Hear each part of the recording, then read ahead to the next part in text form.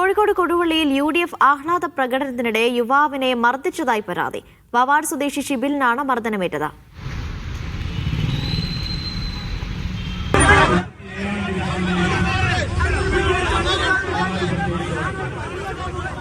ഷബീർ വിവരങ്ങൾ നൽകും. ഷബീർ, ആരാണ് മർദ്ദിച്ചത്? എന്തായിരുന്നു കാരണം? അനീഷ, ഇന്ന് വൈകിട്ടാണ് ഈ സംഭവം നടക്കുന്നത്. കൊടുവള്ളിയിൽ UDFന്റെ ആഹ്ലാദ പ്രകടനം നടക്കുകയായിരുന്നു. തെരഞ്ഞെടുപ്പ് വിജയാഹ്ലാദ പ്രകടനം നടക്കുകയായിരുന്നു. ഇതിനിടെ ജോലി കഴിഞ്ഞ് വരികയായിരുന്ന ഷിബിലും ഒപ്പം തന്നെ സുഹൃത്തും ബൈക്കിലായിരുന്നു. ഇവരുടെ വാഹനം ഈ പ്രകടനം നടക്കുന്നതിനിടയിൽ പെട്ടു. ഇതിനിടെ ഈ പ്രകടനത്തിൽ പങ്കെടുത്ത UDF പ്രവർത്തകർ മർദ്ദിച്ചതായാണ് ഷിബിന്റെ പരാതി.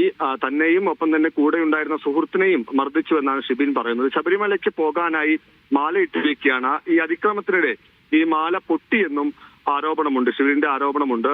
തുടർന്ന് ഈ സംഭവത്തിന് ശേഷം ഷിബിൻ താമരശ്ശേരി താലൂക്ക് ആശുപത്രിയിൽ ചികിത്സ തേടിയിട്ടുണ്ട്. പോലീസിൽ പരാതി നൽകുമെന്നും ഷിബിൻ പറഞ്ഞു. അനീഷ. ശരി, ഷബീർ ഒമറാണ് വിവരങ്ങൾ